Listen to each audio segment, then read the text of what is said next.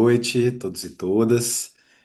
Primeiro dizer que é um prazer para mim estar aqui nessa atividade de formação da SPCine.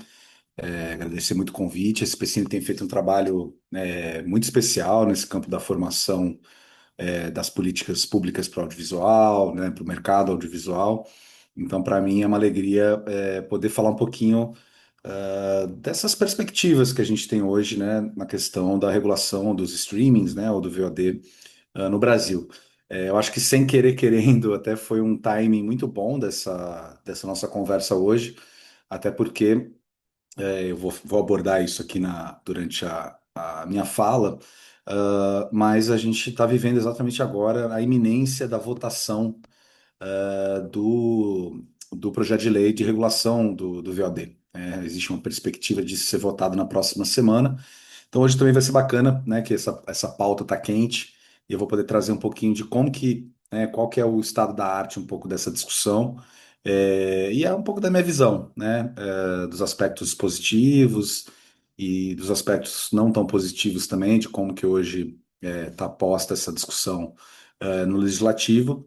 E mas antes vou, né, minha ideia é passar um pouquinho, né, dando esse panorama geral do mercado, né, e como que se estrutura esse segmento de VOD no país. Eu vou projetar aqui uma apresentação que vai nos ajudar aqui a guiar a nossa conversa. E aqui. Maria Clara, você confirma para mim só se está tá ok, se está na tela aí, tudo certinho? Tudo ok, tá na tela. Maravilha. Bom, gente, eu, né, me apresentar, né, sou o Gabriel Portela, já trabalho nessa área de políticas culturais e políticas para o audiovisual já há mais de 10 anos, né, tive a oportunidade de trabalhar em diferentes áreas de governo, trabalhei inclusive na própria SPCine, tive tanto antes da criação da SPCine, trabalhei na Secretaria de Cultura de São Paulo, do município, justamente no momento de criação da SPCine, isso há 10 anos atrás, né? A SPCine celebrou esse ano 10 anos de criação. Também tive a oportunidade de trabalhar no Ministério da Cultura, e nos últimos anos cheguei a trabalhar na própria SPCine, depois do MINC, inclusive coordenando à época a implementação do SPCine Play, que é a plataforma de streaming pública da SPCine, é a primeira plataforma de streaming público do Brasil, que está aí até hoje, fazendo um trabalho super bacana. E, e nos últimos anos eu fui secretário adjunto de Cultura de Belo Horizonte, onde também ajudei a implementar as políticas para o audiovisual em BH, né? Então acabei me especializando nessa área de políticas para o audiovisual. E é o que me traz hoje, então, para poder trocar essas ideias com vocês. Bom, Maria Clara falou sobre a questão do chat, queria deixar todo mundo muito à vontade para, conforme eu for falando, jogar questões no chat. Conforme eu for pegando aqui, eu posso ir dialogando com isso. E, né, quem tiver também aí no final, quiser depois trocar uma ideia, para mim vai ser muito bom também ter esse momento de troca ao final da fala, tá? Então, vou iniciar aqui a nossa conversa. Deixa eu aqui. Pronto. Bom, tem três questões que eu queria trazer para balizar aqui, né, deixar um pouco na cabeça de vocês, que são três, para mim, questões, né, perguntas aí norteadoras importantes para a gente discutir essa questão do VOD hoje no Brasil, né? A primeira delas é em que medida, né, o streaming, né, o VOD, representa uma oportunidade estratégica para a circulação da produção audiovisual brasileira independente, e o que falta para essa projeção, para que essa projeção da produção se torne sustentável e, de fato, algo estruturante no país. Esse é um ponto que eu acho que é bem importante da gente refletir. O segundo é de que forma os streamings, né, podem ser um vetor, o streaming pode ser um vetor de democratização cultural, ao mesmo tempo um vetor também de desenvolvimento econômico, né? Desde que sua atuação esteja comprometida com os interesses da produção nacional e da soberania cultural e econômica do país. Isso eu vou falar bastante, né? Porque hoje a gente tem uma presença muito forte das plataformas estrangeiras no Brasil, o que é algo muito positivo, mas ao mesmo tempo a gente não pode perder essa dimensão dos nossos interesses enquanto país, né, enquanto nação, e a presença do nosso conteúdo de forma qualificada e que a presença dessas plataformas venham para desenvolver a nossa indústria audiovisual. E por fim, como equilibrar a inovação e o dinamismo dessas plataformas digitais, né? Ou seja, a gente tem hoje diversos formatos, modelos, a gente tem um ambiente de inovação. Começando aqui do começo, né? Eu acho que é importante a gente se situar um pouco que momento que a gente está do nosso audiovisual, né? Do nosso cinema. A gente está vivendo um momento singular, esse último ano, em especial, né? 2025, 2024, 2025, tem sido um ano muito especial para o cinema brasileiro. Né, como todo mundo sabe, o Ainda Estou Aqui foi um fenômeno, né? Ganhando o Oscar, Fernanda Torres ganhando o Globo de Ouro, vários outros prêmios internacionais, projetando o cinema brasileiro para o mundo, né, colocando o cinema brasileiro num patamar onde ele merece estar. Ao mesmo tempo, também não só, né, do Ainda Estou Aqui, esses bons momentos, foi o que sustentou esses bons momentos. A gente também teve, por exemplo, o Prêmio Platino de 2025, que reconheceu séries e minisséries brasileiras, né, com indicações. Também tivemos indicações para produções de animação. Então, isso mostra também essa grandeza, e essa versatilidade da produção audiovisual brasileira para além de um filme específico, né, que foi o Ainda Estou Aqui, que óbvio se tornou essa joia da coroa, mas a nossa produção ela hoje ela é mais ampla que isso, né? O Agente Secreto agora mais recentemente, né, várias principais premiações em Cannes também e vários outros prêmios. Festival de Berlim, ganhamos, né, com o Último Azul, ganhou o Urso de Prata, também um belíssimo momento para o cinema brasileiro. E isso trouxe impactos importantes, né, para o público nacional, né? O market share do cinema brasileiro foi em 2025, até alguns meses atrás, estava em 28%, um valor, ou seja, né, a nossa participação na bilheteria dos cinemas, né, a participação do cinema brasileiro estava num nível que há muitos anos a gente não via. Inclusive, ali no momento pandêmico, isso chegou a 3% do market share, né? Então, né, tanto o filme Ainda Estou Aqui quanto o filme Vitória, né, a gente conseguiu retomar uma bilheteria relevante aí para o nosso cinema, né? Então, foi um respiro para a exibição, né? Foi um respiro para a disputa desse mercado de cinema no Brasil. E tivemos também, né, também agora em Cannes, o Brasil como país de honra, né, do Marché do Film, que é o ambiente de mercado, né, a parte de mercado, de negócios de Cannes, e o Brasil teve esse destaque como país homenageado. Bom, só que quando a gente, né, fazendo aí uma analogia, né, o audiovisual, a gente fala de imagens em movimento, né? Então a gente também não pode analisar apenas essa imagem estática de 2025, e tomar isso como a total realidade de como estamos hoje nesse cenário do mercado e do desenvolvimento da indústria nacional. Então a gente precisa analisar um pouquinho o histórico desses resultados e o contexto para a gente poder também, né, justamente observar e compreender esse futuro e para onde queremos ir.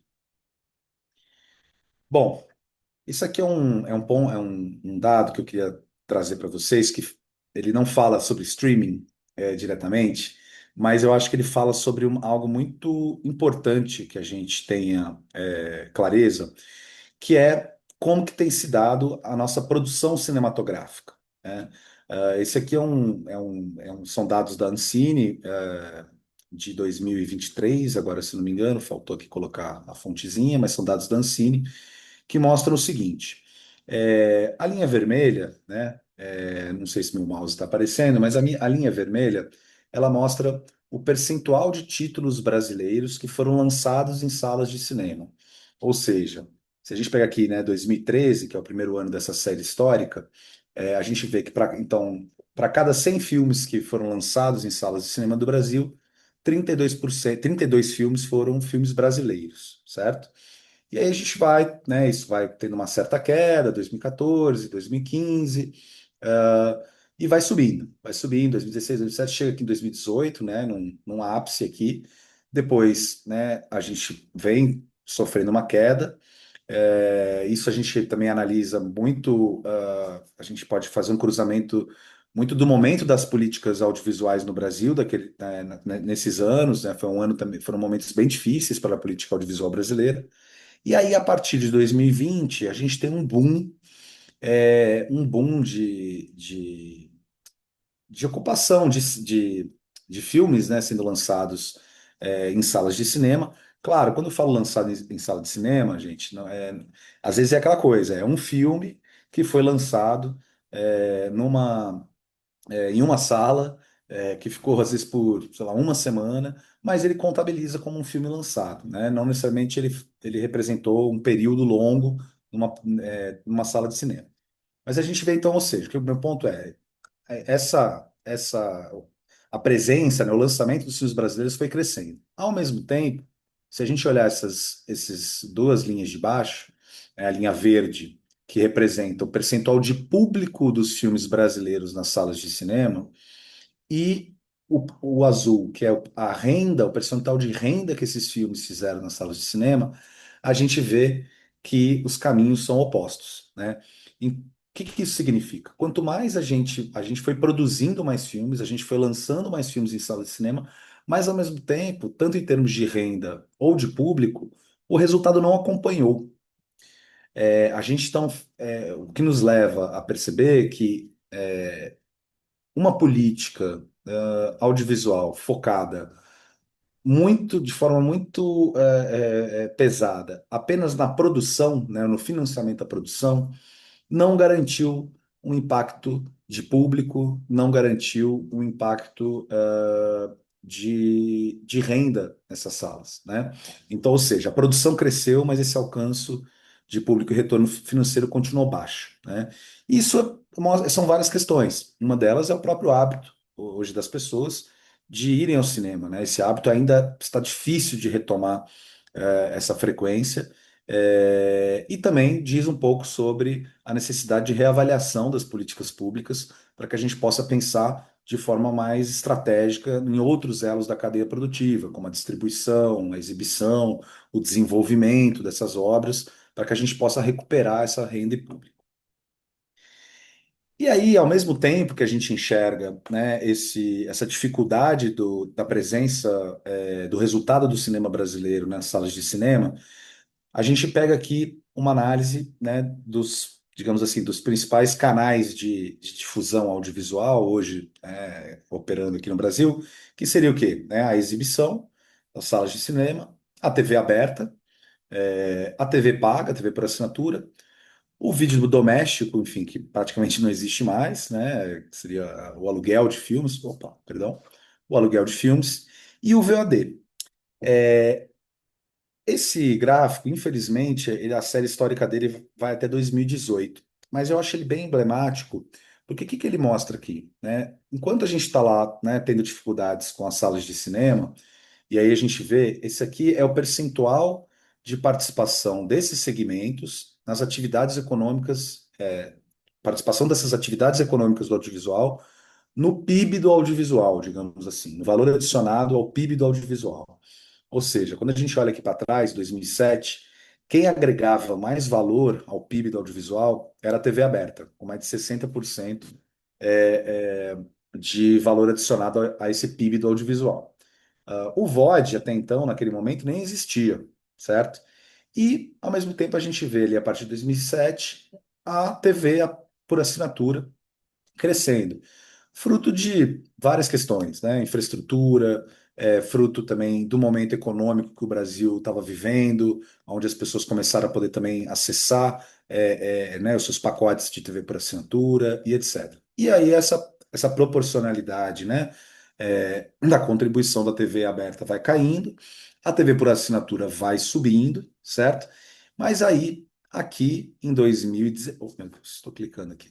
Em 2016, a gente vê uma inversão aqui de papéis acontecendo, né, que é justamente onde o segmento de vídeo por demanda dá um salto aqui exponencial, né, de 2016 para 2018, onde em 2016 o VOD representava apenas 4,4% desse valor adicionado ao PIB do audiovisual, e já em 2018 isso salta para 20%, enquanto a TV paga continua recuando a sua contribuição, e a TV por assinatura tem também esse forte recuo, né? Isso hoje já se inverteu, tá, gente? Hoje, de fato, o streaming ele já tem uma contribuição, né, ele já tem um volume mais robusto. A base de assinantes da TV por assinatura vem caindo desde 2016, ano a ano. Até antes disso, essa base de assinantes já vinha caindo, por vários motivos também. Custo, os streamings, né, ofereciam uma alternativa, em geral, mais barata, e você ter a opção, né, o hábito de poder selecionar a hora que você quer, o que você quer consumir. Ou seja, isso foi transformando todo esse mercado do audiovisual e os streams ganhando cada vez mais proeminência. E aí, quando a gente vai falar desse mercado de streaming, a gente hoje vai falar de um ambiente altamente complexo de modelos de negócio, de formatos, né? Então, isso aqui é aí é um diagrama, né? Enfim, quase um organograma, né? Do que seria esse mercado de TV e vídeo por demanda no Brasil. A gente tem aqui do lado esquerdo, né? A parte da TV linear, que seria então a parte da TV paga, TV aberta. É, e aqui do lado direito, os serviços over the top, né, que são os serviços de streaming, os serviços que operam a partir, né, da internet. E eles se dividem, né, eles têm vários tipos de formatos, de modelos de negócio, mas eles se dividem majoritariamente em dois grandes segmentos, né? A gente tem o vídeo on demand, né, mais tradicional, como a gente conhece, que aí a gente tem os serviços de TVOD, que são serviços transacionais. O que é o serviço transacional? É você entrar lá por exemplo, na Google Play e você comprar ou alugar um vídeo, né? Então você faz uma transação ali e você aluga aquele vídeo por um tempo determinado, ou você até compra aquele filme de forma permanente. Então ele é uma transação específica para você acessar determinado conteúdo. O outro modelo, que é o SVOD, que esse é o mais tradicional, né, que acho que grande parte das pessoas estão habituadas a utilizar, que é o serviço de assinatura, né? Então, Netflix, Disney Plus, Prime Video, HBO e por aí vai. Tem os modelos gratuitos, né, que são totalmente gratuitos, e tem os AVOD, né, que são os modelos baseados em publicidade, né? Então, por exemplo, o YouTube seria um caso de um tipo de vídeo por demanda desse segmento, né? Onde você não paga para acessar aqueles conteúdos do YouTube, mas você está sujeito a publicidades e eles monetizam a partir disso. Óbvio, isso aqui não é instante, né? No próprio Prime Video, você tem possibilidade de fazer o TVOD, transacional. No próprio YouTube também você pode fazer ali um aluguel de um conteúdo e por aí vai. E aí, nessa parte aqui central, né, onde está escrito esse OTT validado aqui, é a parte onde que é um campo cada vez mais está crescendo, que é essa fusão da TV por assinatura com o, o ambiente do streaming, né? Ou seja, hoje a TV por assinatura, né, as operadoras, elas estão migrando para o streaming, ou seja, você assina um pacote da TV por assinatura, mas isso te dá um acesso a uma série de opções de streaming. Você tem os canais Fast, que são esses canais hoje que já vêm embutidos nas TVs, nas Smart TVs. Então são canais, né, sei lá, o canal a Cazé TV, por exemplo, que está super popular aqui no Brasil, transmite esporte e tal. Ela é um canal Fast, ela é um canal que ela já vem embutido nesses equipamentos. Você tem um acesso ali, digamos assim, gratuito, a partir do momento que você tem aquele equipamento, e ele vive de publicidade, né? Então, esses universos eles estão se juntando, né? A própria Globoplay também é um pouco isso. Enfim, então vai se criando um ambiente complexo e permanente mudança desses modelos de negócio. Então, só né, um rápido panorama então sobre como que hoje, como é que essas plataformas, né, elas estão operando no Brasil. Então, isso aqui é o último panorama de mercado de vídeo de demanda da Ancine de 2023, tá? É um estudo feito pela Ancine. E hoje a gente vê que a maioria, né, eles analisaram aqui cerca de 100 plataformas, tá? Isso não significa que são todas as plataformas existentes no Brasil, mas eles fizeram um recorte para avaliação. E eles têm, né, a gente tem uma presença majoritária de serviços operando o SVOD, né, ou seja, o modelo por assinatura, muitas plataformas no modelo free, né, associadas muitas aos anúncios, né, e aí a gente já tem opções, né, um pouco menores, assim, né, dos outros modelos de modelos de negócio. Vale também a gente ver a proporção, né, da presença das plataformas estrangeiras dentro desses modelos de negócio. Então você vê, né, por exemplo, pegando aqui o SVOD, a gente tem aí, né, das 43 que foram analisadas que operam SVOD, 34 são plataformas estrangeiras e apenas 9 brasileiras, né? E por aí vai. E o conteúdo, né? Como é que hoje a gente, né, é importante olhar que conteúdo está sendo disponibilizado por essas plataformas. Então, se a gente, né, também foi feito esse levantamento nesse universo, nesse recorte de plataformas analisadas pela Ancine, e se chegou aí a uma análise que de todos os conteúdos, né, vídeos, séries, etc., né, filmes, séries, etc., 8,8% são produções brasileiras, tá? Apenas 8,8% de todo o conteúdo audiovisual hoje disponibilizado no Brasil são conteúdos brasileiros. E desses, apenas 6,3% são brasileiros independentes, ou seja, né?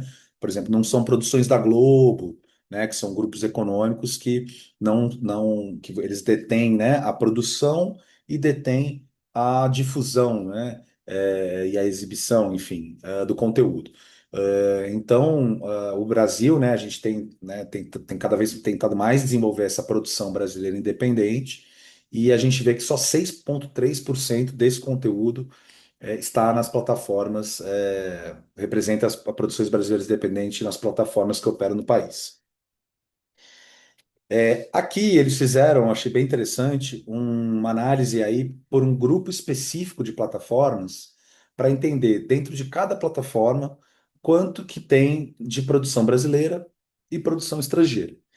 E aí a gente, né, eu acho que fica ainda mais impressionante ao olhar isso aqui. Quando a gente começa aqui pelo topo, né, que seria a Disney Plus, a gente vê que apenas 1,3% dos conteúdos disponibilizados pela Disney Plus são conteúdos brasileiros. HBO Max, 2,7%. Star Plus, 3%. A própria Netflix, né, que a gente tem visto cada vez mais produções nacionais lá, isso significa apenas 3,8% do catálogo da Netflix é conteúdo brasileiro, né? E aí, quando a gente vai para a parte. Opa, perdão. Quando a gente vai para a parte de baixo, a gente observa quais são as plataformas que. é, Gente, desculpem se tiver aqui um barulho. Eu tenho um vendedor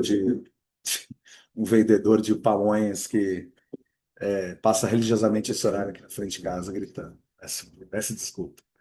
É, a gente está voltando, na parte de baixo aqui, a gente tem a Globoplay, justamente por ser o canal Globo, né? Ou seja, é produção majoritariamente brasileira, aí com 35% do seu catálogo de conteúdos brasileiros, e a Box Brasil Play, que talvez muitos nem conheçam, mas que é um serviço de streaming de um canal brasileiro, né, que opera na TV por assinatura, e que é um canal nasceu justamente do momento que se regulou a TV por assinatura no Brasil em 2012, né? Da mesma forma que hoje a gente está discutindo a regulação do streaming, de forma muito atrasada, a TV por assinatura também sofreu um processo de regulação em 2012, 2011, 2012, que mudou o cenário do mercado audiovisual brasileiro, que abriu espaço para o conteúdo brasileiro independente nos canais de TV por assinatura estrangeiros que operavam aqui no Brasil,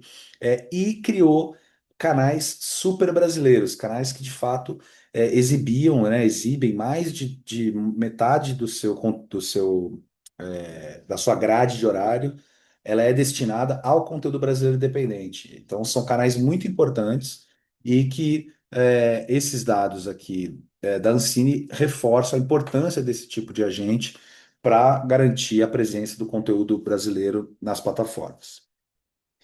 E aí eles fizeram ainda mais um outro recorte, tá? Que eu acho que é interessante. Eles pegaram o recorte, assim, participação dos títulos brasileiros nas cinco plataformas de maior audiência, certo?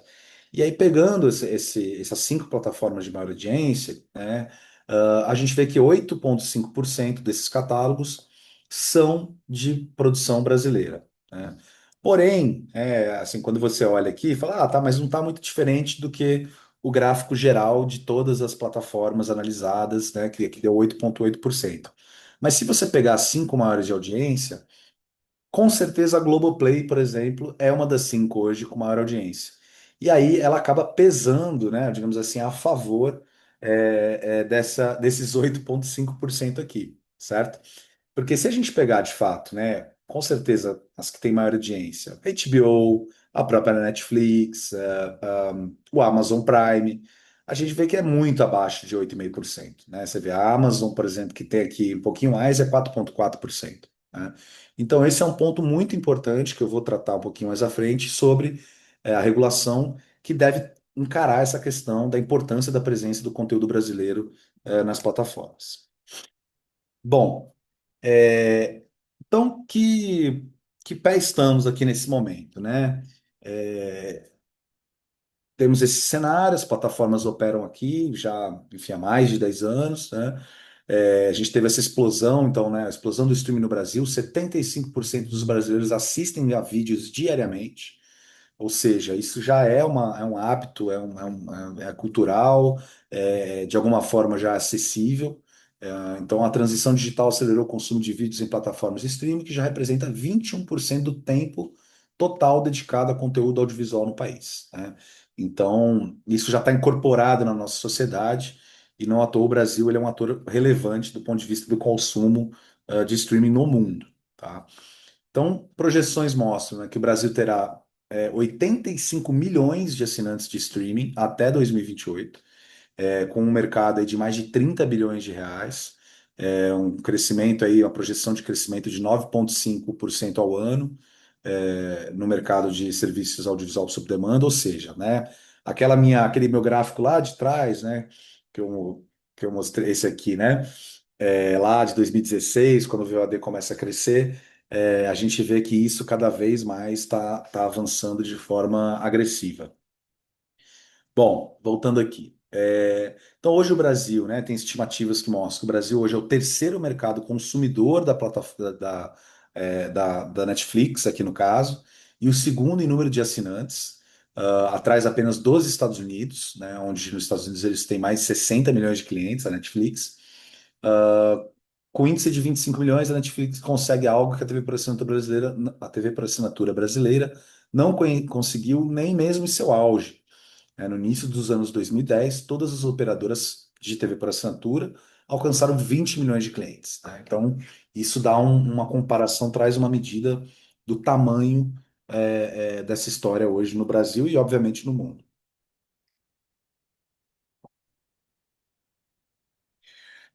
Bom, aqui falar um pouquinho da audiência, né? Então, peguei, são recortes, matérias recentes, tá, gente? Isso aqui, ó, 15 de abril de 2025. Netflix perde espaço no Brasil, mas ainda lidera streaming em 2025. A plataforma recuou 3 pontos percentuais em um ano, e aí temos a Prime Video e Paramount avançando. E a Globoplay também. Então a gente tem hoje, né, aqui a participação no mercado de streaming. E no primeiro trimestre de 2025, a gente vê que Netflix representava 23%, Prime Video 21%, Disney 15%, Disney Plus, né, a HBO, a HBO Max, né, 12%, Globoplay 11%, ou seja, é o nosso streaming nacional hoje mais relevante, né? E aí a gente tem em seguida a Paramount Plus, Apple TV Plus, o Mubi, né? Mas aí com participações mais modestas. E aí a gente também, né, com esse crescimento todo, a gente começou a enxergar também alguns problemas que cada vez mais têm ficado evidentes, né? Isso aqui também é uma matéria recente, né? Roteiristas denunciam plataformas de streaming no Brasil por más condições de trabalho. A acusação também cita cláusulas rescisórias abusivas, casos em que os roteiristas são afastados de projetos sem receber compensações ou créditos. Por que que eu estou trazendo isso? Porque eu acho que é importante falar, antes de entrar nos tópicos específicos da regulação, como que se dá hoje esse modelo de trabalho das plataformas estrangeiras com as produtoras e com os profissionais brasileiros, né?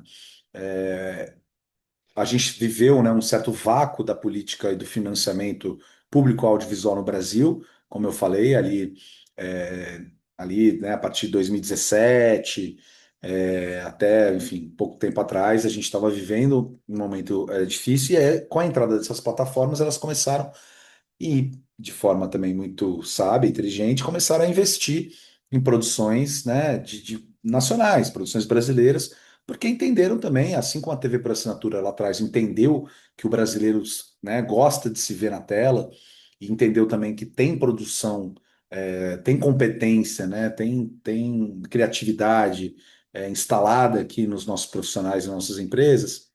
Eles começaram, então, a contratar essas empresas, né, fechar projetos com essas empresas aqui no Brasil, para desenvolver os seus originals, né? Então, a gente tem vários exemplos recentes de séries que foram super bem, né? Sei lá, a série do Ayrton Senna, que foi uma série também super, né, grande, com recurso. A Cangaço Novo também, uma super série. Mas qual que é esse modelo, né, de relação dessas plataformas, né? A produtora é brasileira, o projeto ele é brasileiro, né? Os roteiristas são brasileiros, mas o financiamento é da plataforma, né? Quem financiou, e aí foi a primeira vez também que acho que o Brasil começou a ter orçamentos mais robustos para esse tipo de produção de série, por exemplo. Mas ao ser a plataforma a investidora, ela se torna dona daquele projeto. O que não é um problema por si só. Eu acho que é um modelo válido, é um modelo é isso, você está prestando um serviço, certo? Para essa plataforma. Mas é isso, o direito patrimonial sobre aquele produto que foi criado pelo brasileiro, né, que foi produzido pelo brasileiro, ele não é do brasileiro, né? Essas produções, elas não são produções brasileiras independentes. Elas são de propriedade de um agente estrangeiro, né? E, mais uma vez, isso não tem problema, é um modelo, temos que continuar tendo isso, mas só isso não garante o desenvolvimento da nossa indústria, né? O mercado audiovisual, ele é um mercado, e o mercado da economia criativa, digamos assim, ele é um mercado baseado na propriedade intelectual, no direito patrimonial, né, nos direitos autorais. Então, é fundamental que se tenha é, é, modelos aonde nós seremos donos dos nossos produtos. E aí, quando a série fizer sucesso, o filme fizer sucesso, se a gente quiser fazer a segunda temporada, se a gente quiser criar franquias, enfim, a partir dos nossos produtos, esse desenvolvimento financeiro que vai acontecer a partir disso venha para estruturar os nossos profissionais, as nossas empresas. Então, ao não se ter hoje isso estabelecido aqui no Brasil, a gente começa a ver esse tipo de situação, né? Então, roteiristas, né, pessoas muito talentosas, começam a ser contratados, mas é isso, acaba se submetendo a contratos super frágeis, né, por ponto de vista do trabalho. As próprias produtoras também acabam tendo que fazer uma série de concessões e arranjos que não necessariamente são os mais favoráveis, né?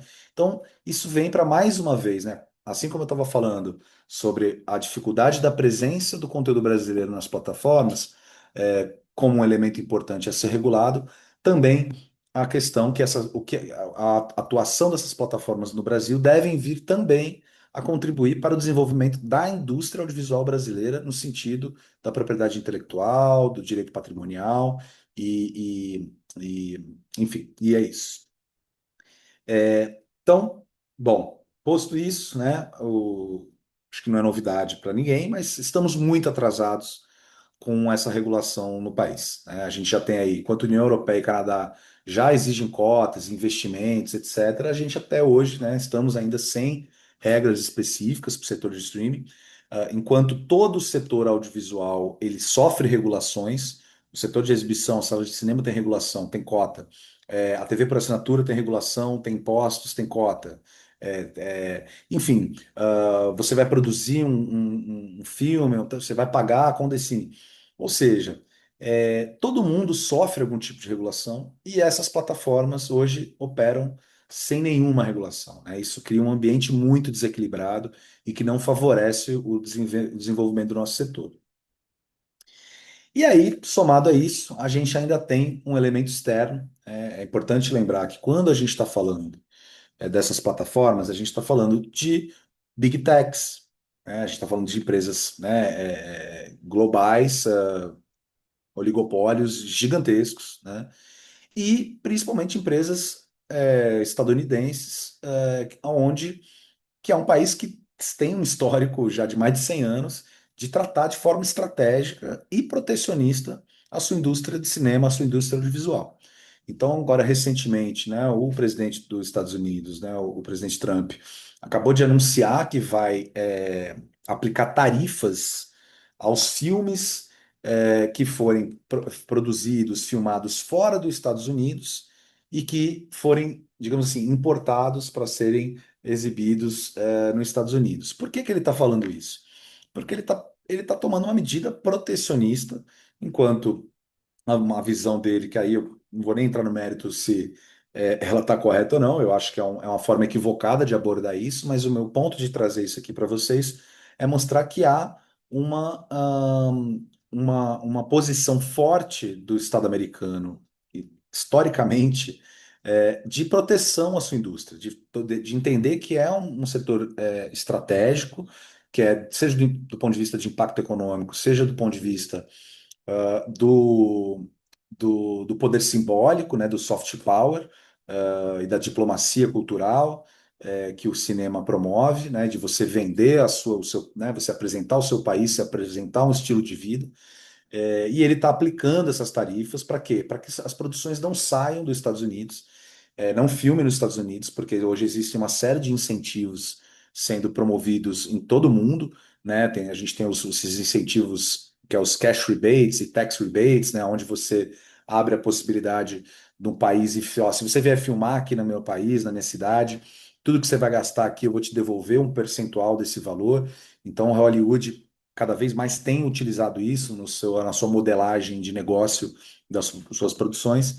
E o presidente americano, então, observando isso, tá indo para si, né?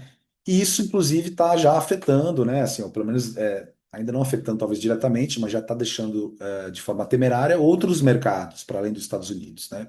Então, aqui no caso é uma manchete que eu peguei de 2 dias atrás, que essa possibilidade das tarifas de 100% do Trump pode ser um impacto muito grande para a indústria audiovisual do Reino Unido, né?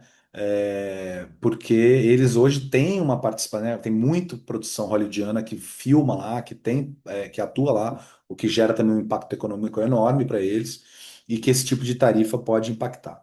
Então eu trago isso para mostrar um pouco a lógica que não é só assim, entender que, poxa, que legal que as plataformas estão aqui e que bom que tem gerado oportunidades. De fato tem, e meu ponto não é esse. O meu ponto aqui é reforçar a necessidade de uma visão estratégica e de uma postura de Estado para que garanta, para que entenda que jogo está sendo jogado hoje na geopolítica mundial a partir da presença dessas grandes plataformas e que aí um país do tamanho do Brasil deve se colocar à altura desse debate. Bom, então, para tentar fazer aqui finalizar aqui uma primeira parte aqui da conversa, né? Né, tentando resumir um pouco aí, já entrando agora um pouco mais nos aspectos regulatórios, né? Brasil, né? Ausência de regulação desse ambiente digital do vídeo, né, do vídeo por demanda. O que isso impacta, né? Então, as plataformas de streaming, elas dominam né? Hoje, cada vez mais esse mercado, e jogando sem regras, praticamente. Operam com assimetria regulatória em relação aos demais agentes econômicos. Então, como eu falei, né, todos os segmentos do audiovisual têm regulações específicas, têm tributações específicas, e o streaming não tem. Não pagam tributos proporcionais, nem distribuem direitos autorais de forma justa. Então, a gente tinha, por exemplo, até pouco tempo atrás, algumas plataformas, elas tinham as suas sedes, os seus escritórios, né, no Brasil, localizados em Barueri, ali na região metropolitana ali de São Paulo, porque Barueri oferecia um ISS de 2%, que era abaixo da maioria dos lugares, né? Hoje, acho que inclusive a município de São Paulo já também baixou isso para trazer esses escritórios para lá. Mas por que eu estou falando isso? Porque simplesmente essas empresas desse porte, no final do dia, é isso, estavam pagando 2% de ISS sobre serviços ali numa cidade, né? E não contribuíam, por exemplo, como hoje as empresas de telecomunicação contribuem com a Condecine, né? Que é o principal tributo hoje para o desenvolvimento da indústria audiovisual, que elas contribuem com 700 milhões de reais por ano para abastecer o Fundo Setorial do Audiovisual, que hoje é o que alavanca, né? O que dá condições da gente ter um financiamento razoável para o cinema brasileiro. Outro ponto fundamental, né? Pela ausência de regulação, a gente não tem transparência nos dados e nas informações. Ou seja, hoje, por exemplo, eu vou entrar na questão dos percentuais, o que está sendo discutido, né, dessas tributações, mas a gente não sabe na prática quanto que essas empresas faturam no Brasil. A gente não sabe os dados de direito de audiência dessas empresas, né, de base de assinantes dessas empresas. Então, isso dificulta muito a gente, inclusive, fazer uma regulação justa, né, acertada, porque não há isso e a regulação ela tem que vir também a responder essa parte de transparência. No cenário internacional, né, União Europeia, Canadá, Coreia, países asiáticos já adotam uma regulação rigorosa, né? Inclusive, vários desses lugares, né, a França, enfim, eles já estão na segunda ou terceira onda, de regulação, porque, mais uma vez, é um mercado em permanente transformação, então é necessário que hajam ajustes, né? Talvez a regulação que a gente vai fazer hoje daqui a um tempo tem que se mudar, mas falando de Brasil, a gente sabe que isso não é fácil, né? Uma vez que a coisa está na lei, é difícil mudar, então é um ponto de preocupação. Todas exigem taxas, né, tributos dessas plataformas, elas promovem a visibilidade das produções locais, né, produções nacionais, e fortalecem a questão da propriedade, do direito patrimonial, e das políticas públicas, né? Muitos desses lugares, isso, parte desses tributos vão para alimentar, tem como objetivo alimentar as políticas públicas para o audiovisual nesses países. Então, por fim, é isso. Eles garantem que haja um investimento, né, nessas produções e fortalecem suas indústrias criativas. Já um pouco já abordei aqui, mas tentando resumir, como eu falei, né, a falta da regulação tem um impacto hoje no ambiente, no mercado de trabalho. A gente vê essa perda de protagonismo dos roteiristas, né, contratos que impõem cessão total dos direitos patrimoniais das obras. Então, o roteirista vai lá, ele vira um prestador de serviço, mas ele não consegue manter nenhum vínculo com a carreira daquele filme, daquela série que ele desenvolveu depois e poder se beneficiar de alguma forma, né? Contratos por projetos sem garantias, plataformas operam com vínculos temporários, sem proteção trabalhista, previdenciária, e é isso, sem participação no sucesso da obra, né? Então, roteiristas não recebem por reexibições ou novos licenciamentos desses produtos.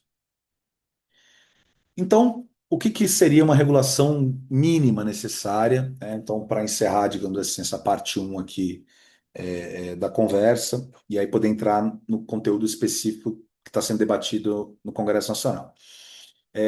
Primeiro, estabelecer uma CID compatível com a atividade do país.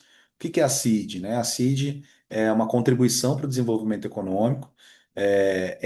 A Condecine, né? Ela é uma CID que hoje, como eu falei, abastece o nosso fundo setorial do audiovisual. Todo mundo contribui com ela, desde o setor de telecomunicações até as produtoras, todo mundo ali contribui de alguma forma com essa CID, todo mundo paga.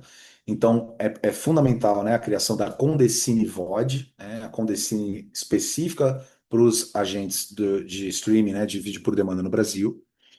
Essa Condecine, né, essa receita que vai ser gerada, ela tem que fortalecer o Fundo Setorial do Audiovisual, que é o nosso pilar central de sustentação das políticas públicas. É aí que o Estado brasileiro pode, né, junto, óbvio, com as representantes do setor, criar estratégias, criar financiamentos para desenvolvimento da nossa indústria. Nós só temos hoje um fundo setorial aí na casa de R$ 1 bilhão por ano, justamente porque nós temos essas seeds sendo alimentando esse fundo, tá?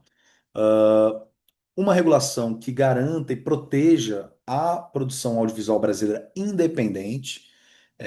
Por que que eu estou colocando isso? Porque tiveram momentos no Congresso aonde teve relatórios, né? Eu vou tratar disso um pouco mais à frente, que permitia que as plataformas, por exemplo, utilizassem parte desse recurso dessa Condecine VOD para financiar os originals, ou seja, é pegar um dinheiro que é público para financiar um projeto que não é de propriedade de produtoras brasileiras, independentes, né? Então, isso parece que já é um ponto superado, mas o foco da regulação deve ser isso, a proteção e o desenvolvimento da produção audiovisual brasileira independente, a questão dos direitos patrimoniais e autorais resguardados, né? E por fim, né, é isso, garantir a soberania do audiovisual brasileiro e o desenvolvimento da indústria nacional. É isso que deve nortear uma boa regulação. Deixa eu tomar um golinho d'água aqui.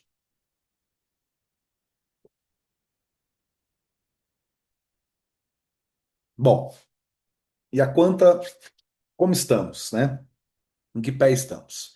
Então, acho que é bacana trazer isso, porque, como eu falei, a gente está na iminência da votação, né? Surgiram aí matérias, né? E sinais que há possibilidade de se votar a regulação na próxima semana. Então, eu queria dar um panorama um pouquinho para vocês de como que está isso. Bom, nós temos hoje dois projetos de lei atuando tramitando no Congresso Nacional. Um projeto, que é esse primeiro, o 8889, é um projeto de 2017, vejam só, né, desde quando que isso já estava ali passando pelo Congresso. E ele, né, uma autoria do deputado Paulo Teixeira, e agora, né, há cerca de um mês atrás, foi passada a relatoria desse projeto de lei para o deputado doutor Luizinho, do PP do Rio de Janeiro. Tá? Eu vou falar um pouco de cada um, mas só para terminar aqui de contextualizar. E o outro projeto de lei é um projeto que nasceu no Senado, esse em 2021, de autoria do senador Nelson Trade. Ele passou pela relatoria do senador Eduardo Gomes, ele foi aprovado, chegou a ser aprovado no Senado, e aí depois do Senado ele vai para a Câmara de Deputados, aonde a deputada Jandira Fegali recebeu essa relatoria. Os dois projetos, né, quando nasceram, eles tinham alguns assim avanços e outras coisas bem complicadas. Inicialmente, o PL do Senado, eu acho que ele nasceu, ele sai do Senado de uma forma muito ruim, com essas questões que eu coloquei de o cara, né, a plataforma poder usar o dinheiro público para criar um original, ou seja, né, um produto que não é brasileiro, coisas assim muito difíceis, mas que a deputada Jandira depois, ao receber a relatoria, começou a trabalhar isso e trouxe, eu acho que uma versão melhorada desse texto. E acho que do que foi hoje até hoje discutido, ela é a versão mais avançada, né? Mas agora, né, a bola da vez, né, o que está na cara do gol para ser votado na próxima semana é o PL 8889, ou seja, esse PL que nasceu na Câmara, pela relatoria do doutor Luizinho, certo? Então, a deputada Jandira, ela não conseguiu avançar com o PL dela, né? Houve uma obstrução dentro do Congresso, e o deputado Luizinho, então, recebe essa relatoria agora do outro PL, e ao que tudo indica, é o texto dele que tende a prosperar dentro do Congresso na próxima semana, e a gente ainda não teve acesso a esse texto, ele ainda não publicou esse relatório dele, mas há uma tendência de se fundir, digamos assim, os dois projetos de lei. Então, assim, eu vou trazer aqui um pouco, eu me baseei no substitutivo da Jandira, mas numa lógica, assim, que talvez não seja, provavelmente não vai ser esse texto que vai ser aprovado, a gente não sabe exatamente qual vai ser o texto, como vai ficar o texto, mas eu acho que como referência, eu acho que ele é o texto mais avançado. Então, eu optei trazer aqui, muito brevemente, alguns pontos que eu acho que é importante compartilhar com vocês. Bom, primeiro, né? A regulação, ela abrange, né, os serviços de vídeo por demanda, as plataformas que disponibilizam catálogo de conteúdo audiovisual, ou seja, os serviços mais tradicionais, Netflix, Globoplay, Prime Video, etc. Plataformas de compartilhamento de conteúdo audiovisual, isso é muito importante, ou seja, a gente está falando de YouTube, a gente está falando de TikTok, são plataformas que são redes sociais, mas que operam conteúdos audiovisuais, muito desses conteúdos de nível profissional, e é um mercado que disputa, né, é um segmento que disputa o mercado de publicidade, aonde outros segmentos audiovisuais também disputam esse mercado de publicidade. Então, há uma defesa, há um entendimento que essas plataformas também estejam tratadas no âmbito da regulação. E os serviços de televisão por aplicação de internet, como eu falei, né, os canais FAST, essas TVs lineares que estão, né, associadas aos streamings e por aí vai. Então, isso é o que está dentro da regulação. O que está fora, né? É, são vários tipos de conteúdos ou serviços, assim, jogos eletrônicos, conteúdo jornalístico informativo, conteúdo religioso, conteúdo de órgãos públicos, tá? Então você tem uma série de tipos de conteúdo e tipos de serviços que a regulação não trata. E aí chegando então nos principais pontos, né? Como eu falei, tributação. O texto da deputada Jandira trouxe um teto de tributação de 6% do faturamento dessas plataformas, certo? Por que 6%? Esse é um debate complexo, a gente tem parâmetros internacionais, tem lugares que cobram muito mais que 6%, tem lugares que cobram um pouquinho menos de 6%, mas em geral é sempre acima de 6%. Há uma demanda muito relevante do setor audiovisual, que já de algum bom tempo era uma demanda de 12% de tributação, mas essa, né, não prosperou e a deputada, então, ela sinalizou 6% como uma possibilidade, né? Mas de uma forma progressiva. Óbvio, pequenas plataformas, plataformas assim ainda muito incipientes, nem pagariam, né? E aí, conforme o porte da empresa, essa tributação é isso, vai de 0,5%, 3% até 6%. O outro ponto importante é esse até 60% do valor devido pode ser deduzido, se for investido diretamente em conta do brasileiro. O que que significa? Vamos supor, a Netflix vai pagaria 6%. Desses 6%, ela pode pegar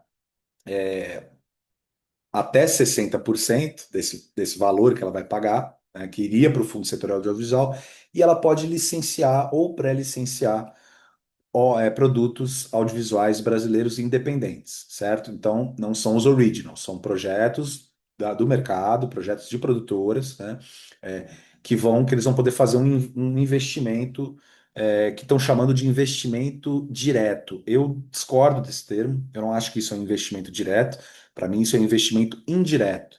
O investimento direto, para mim, é o Estado, né? Quando isso alimenta o Fundo Setorial do Audiovisual e o Estado aí faz esse investimento nas empresas, né? Eu acho que esse é um modelo, meio que um modelo Lei Rouanet, que quero deixar aqui também claro, não acho que é um problema esse modelo. Eu acho que ele é um modelo interessante porque ele traz uma eficiência, né, da plataforma poder negociar diretamente com o mercado, da plataforma poder falar, pô, eu tenho interesse nesse projeto aqui, então eu gostaria de investir nesse projeto. Eu acho que é super válido. A minha questão é o percentual.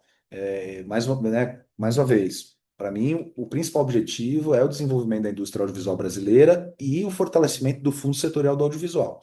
Quando você passa até 60%, né, ou seja, você está passando mais recurso direto para decisão, é um recurso público que terá uma decisão de investimento privado. Você está passando mais, né, você está passando até 60% para essa lógica e desfavorece a lógica da política pública.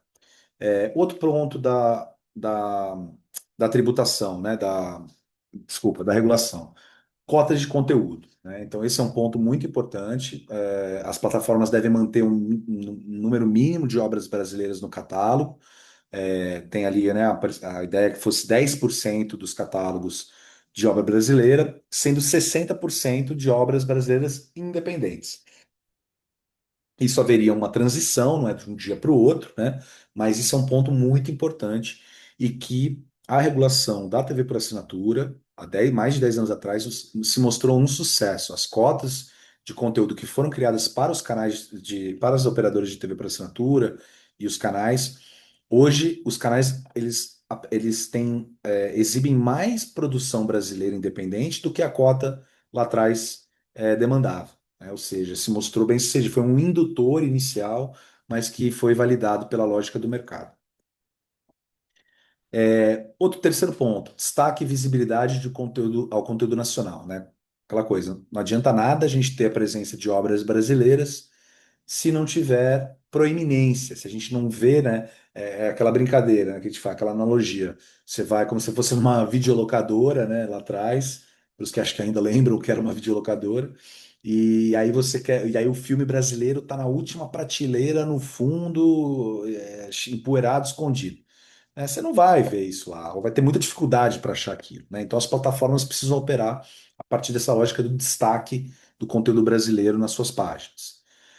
Quarto ponto, transparência, né? A gente precisa ter essa obrigação de reportar no Cine, né? A receita bruta, essa lista de obras que estão nas plataformas, dados trimestrais de consumo, para que então a Ancine, como órgão regulador, possa de fato entender esse mercado e tomar as medidas regulatórias necessárias para manter ele equilibrado.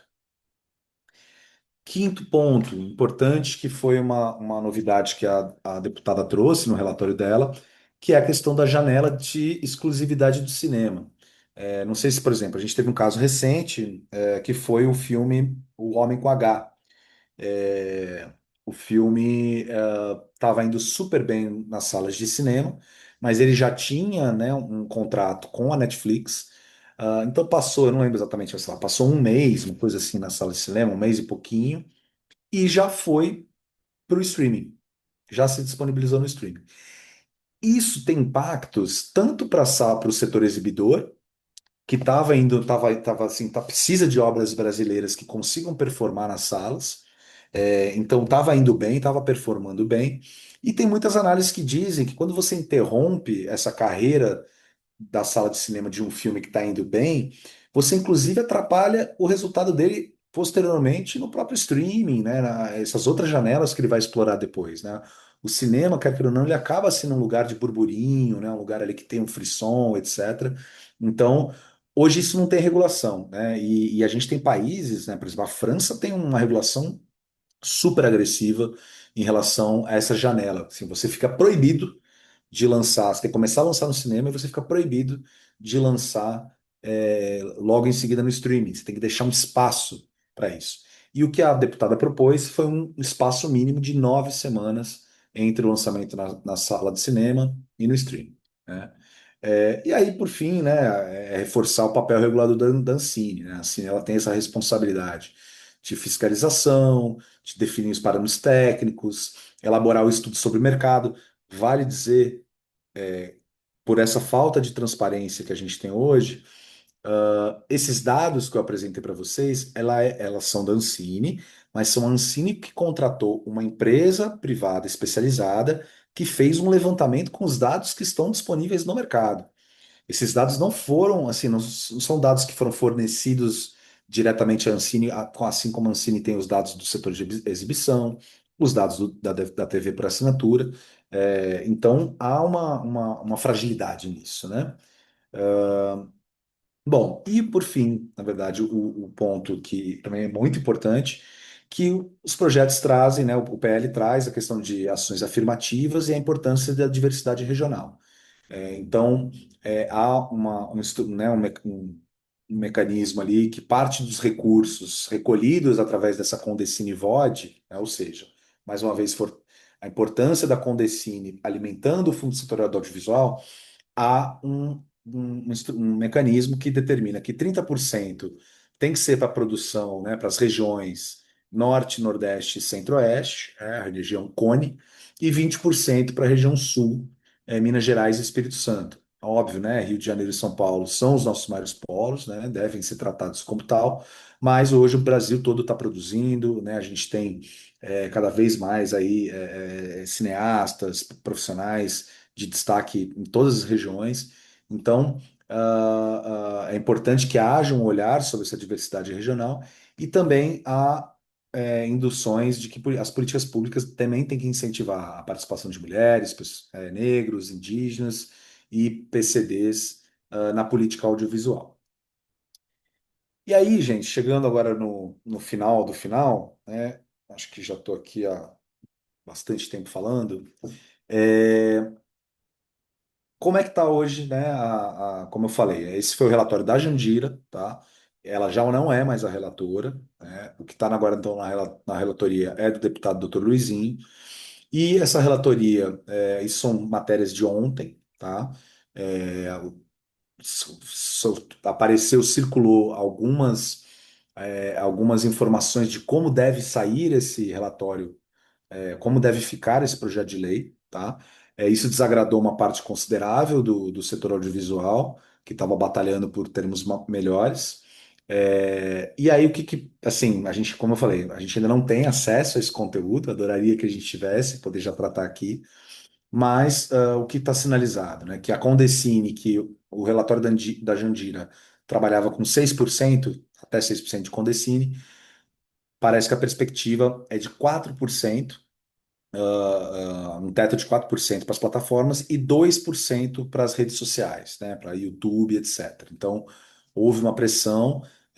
Inicialmente, as plataformas queriam 3%, então acho que o deputado fez ali um jogo, né, fez ali uma negociação de tentar ficar ali no meio termo, entre 6 e 4, o que eu acho um patamar aparentemente muito baixo, mas enfim, vamos ver o que acontece.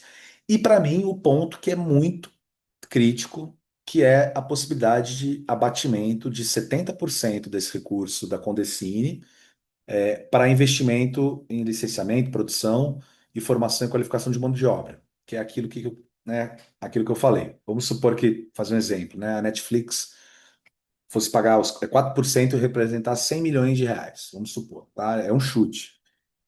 Desses 100 milhões de reais, que poderiam, por exemplo, ir para o Fundo Setorial do Audiovisual para ajudar a fortalecer as políticas públicas, só 30 milhões iriam para o fundo setorial e 70 milhões vão virar esse investimento direto, que eu não gosto de chamar de indireto, eu devia ter trocado aqui, mas que é justamente isso. Ela vai poder selecionar, as produtoras vão lá bater na Netflix, ou ela vai procurar as produtoras e vai falar, não, beleza, eu vou financiar isso aqui, vou financiar aquele outro.